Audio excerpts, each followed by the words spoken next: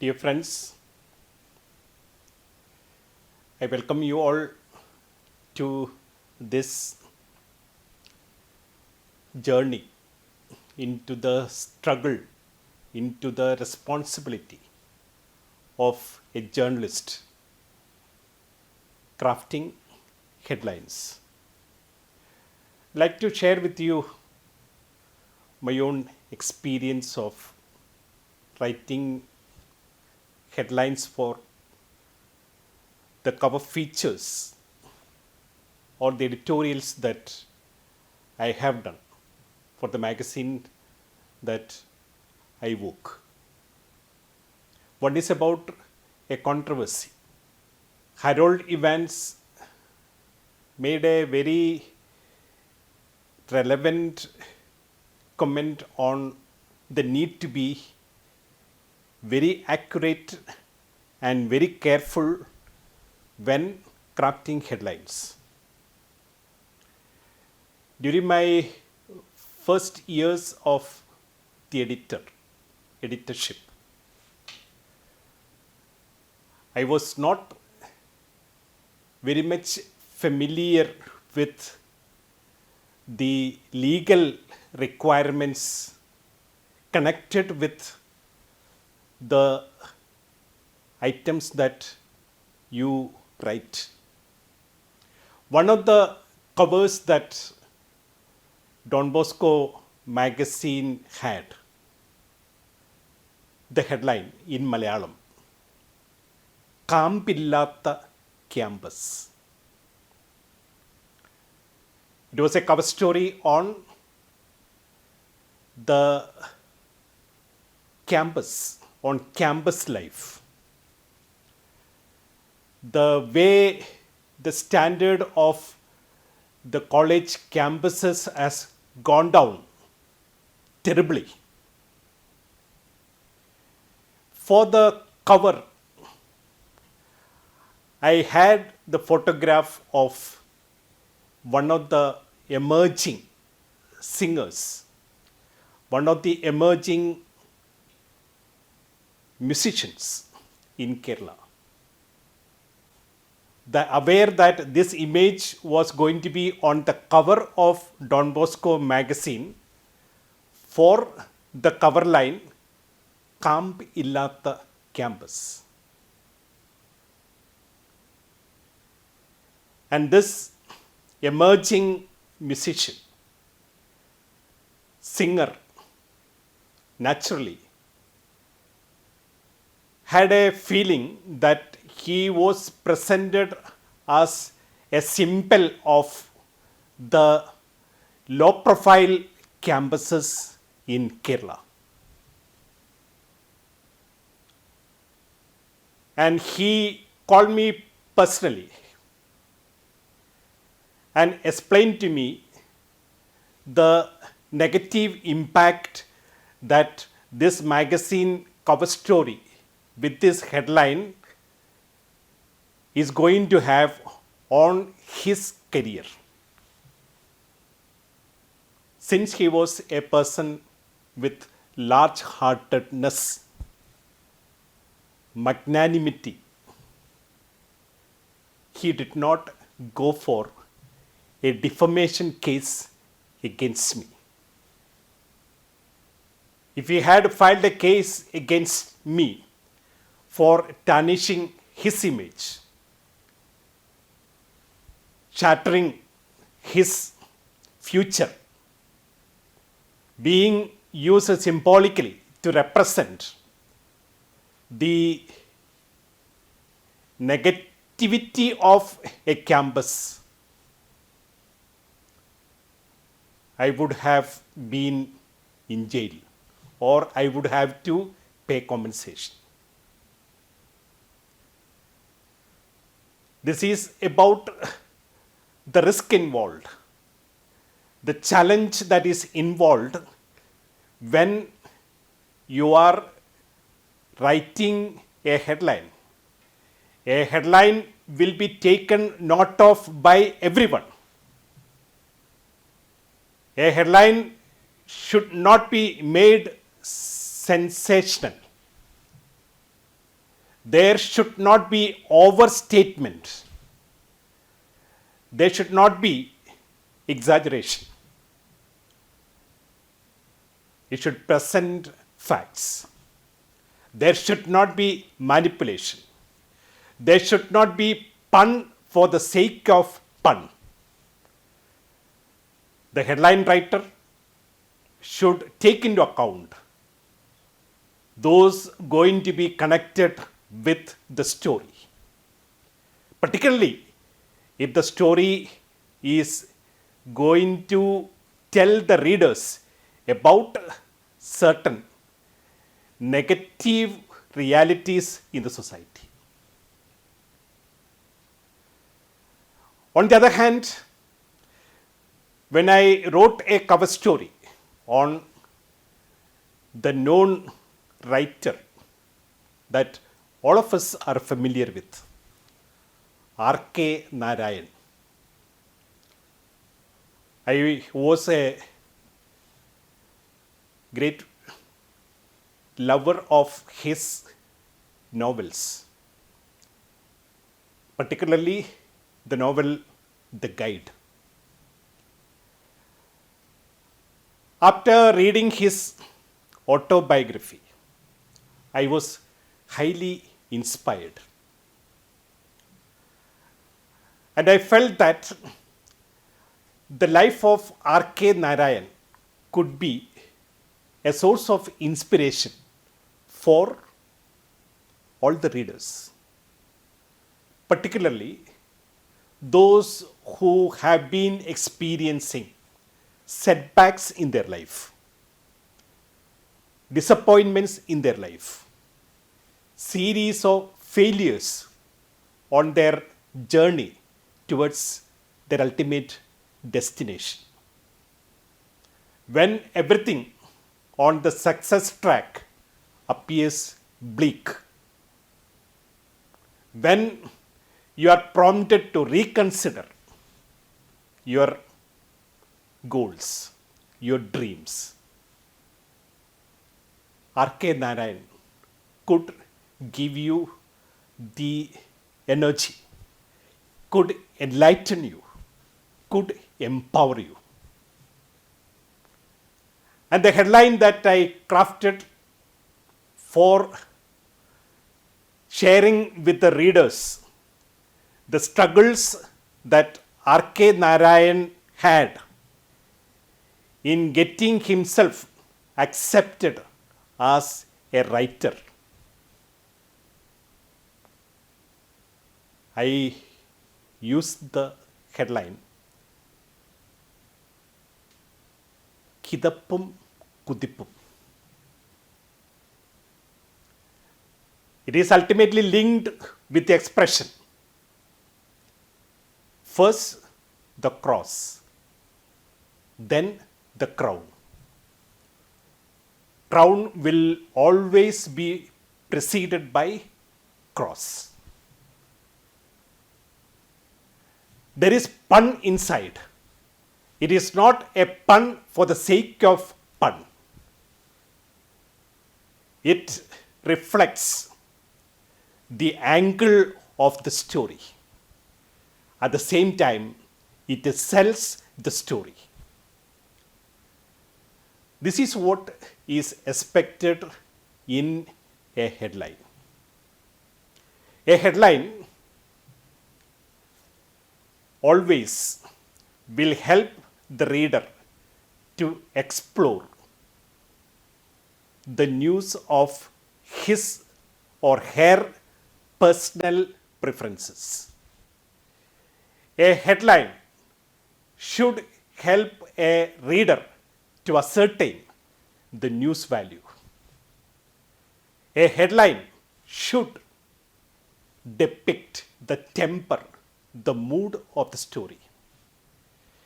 A headline should serve as the benchmark of ethics. A headline should brighten up and smarten the newspaper page. A headline should give identity to the newspaper. What is implied by the declaration? The headline, ethical benchmark.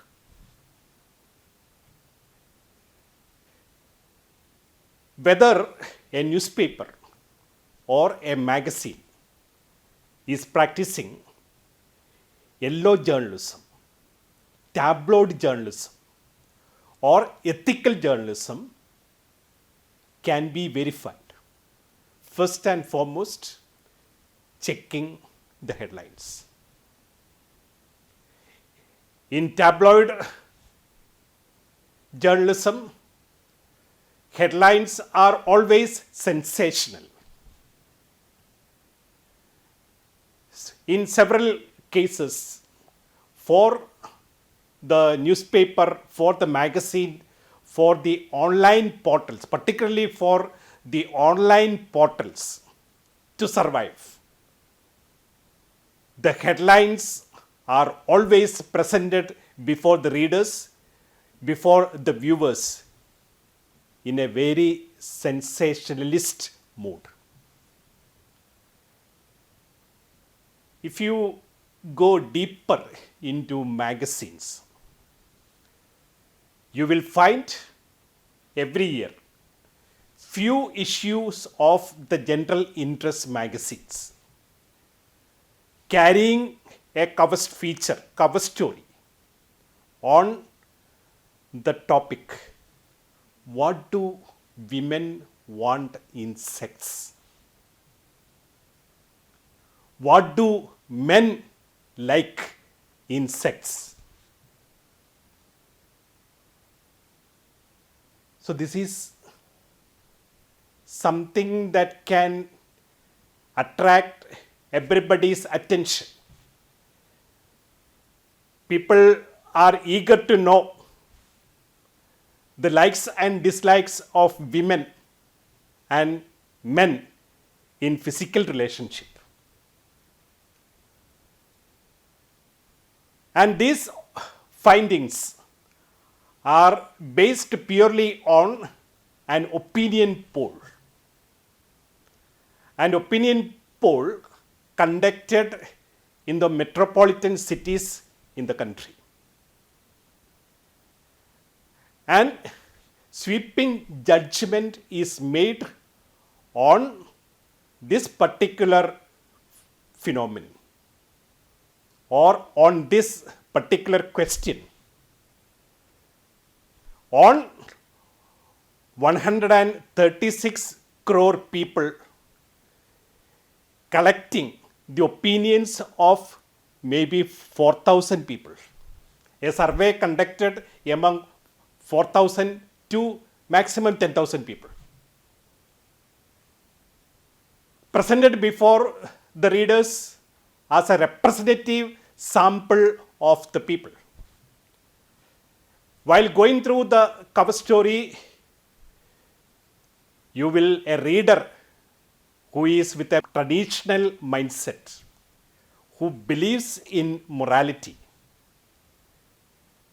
who believes in ethics, will be shocked to find that almost everyone participating in the opinion survey had sex before marriage, had a physical relationship before marriage. And the reader is misled as though it is a common phenomenon because it does not carry facts, but it is made believable with infographics. This is yellow journalism. This is unethical journalism. And therefore, the headline used, what do women want in sex? Or what do men like in sex? Only to attract, arrest attention and make the reader buy the magazine, but the magazine will have a natural death. the magazine will ultimately lose its credibility. The headline is the benchmark of ethical journalism. The Columbia School of Journalism proposes a test for headlines. It was introduced by Merlin Mann. The test is called TAACT, TACT test. What does T stand for? What does A stand for? What does C stand for? What does T stand for? T stands for taste. A stands for attractiveness. And C stands for clarity. And the last T stands for truth. So the basic questions that a journalist should ask when crafting a headline is: 1. Is this headline catering to the moral demands? Is it ethical? Is there an element of sensationalism? Is there manipulation?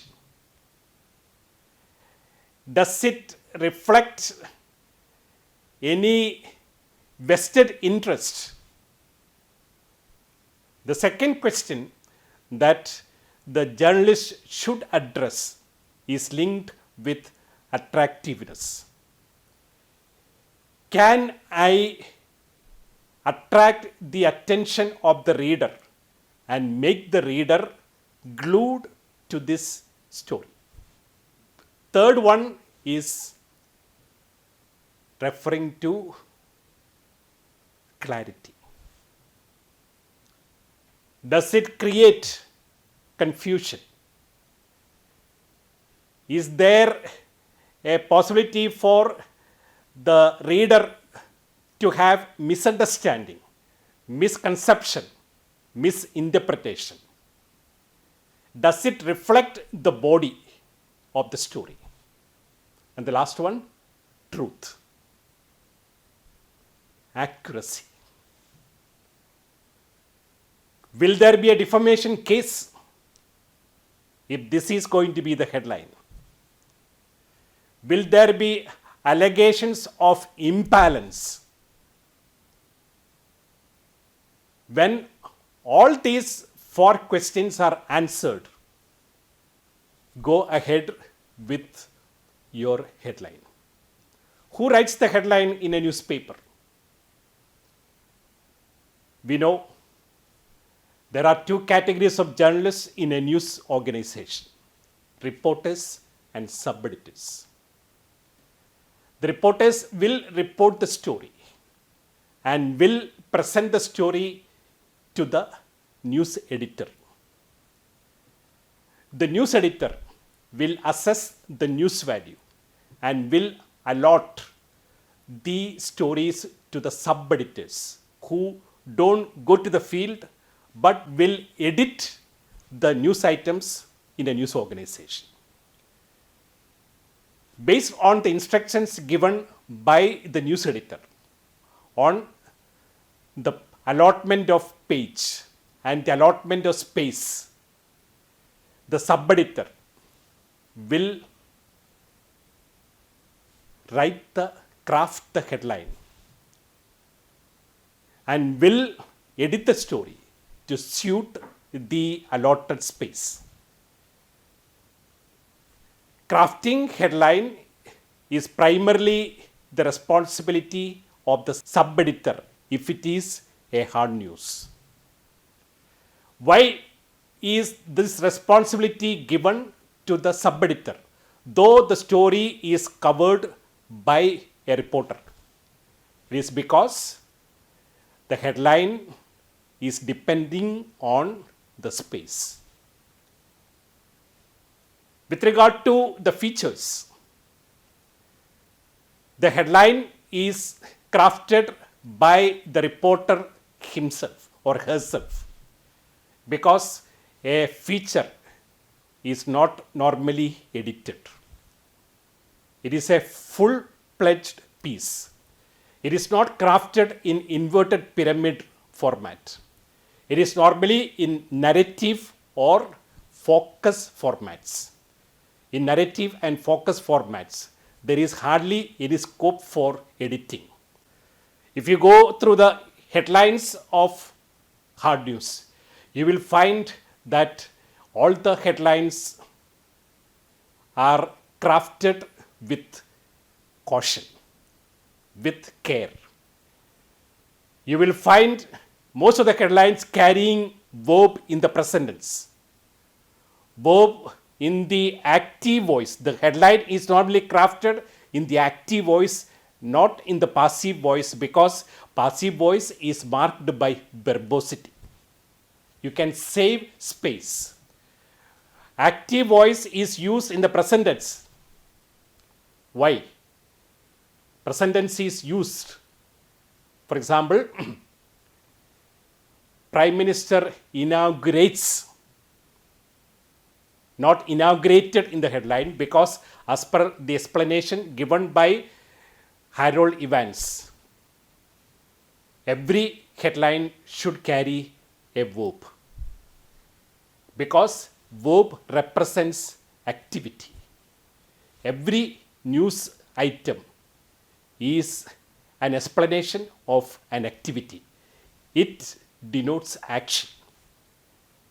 And it is given in the present tense because it is through the headline that a reader is made a participant in the story.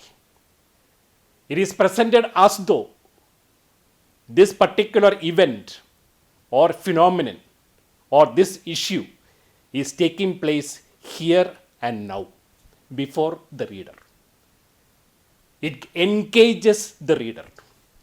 Secondly, though the incident or the event or the phenomenon or the issue was known to the newspaper earlier, this particular information is fed presented before the reader here and now, as though it is happening now. If all these principles are taken into account, headline writing is a very hard job. At the same time, it is also a very fulfilling job, because when people read your story,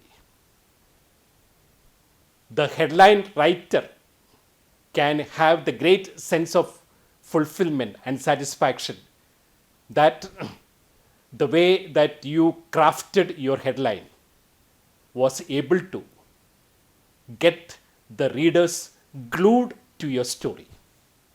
And therefore, you can make or mar your story depending on the standard of your headline.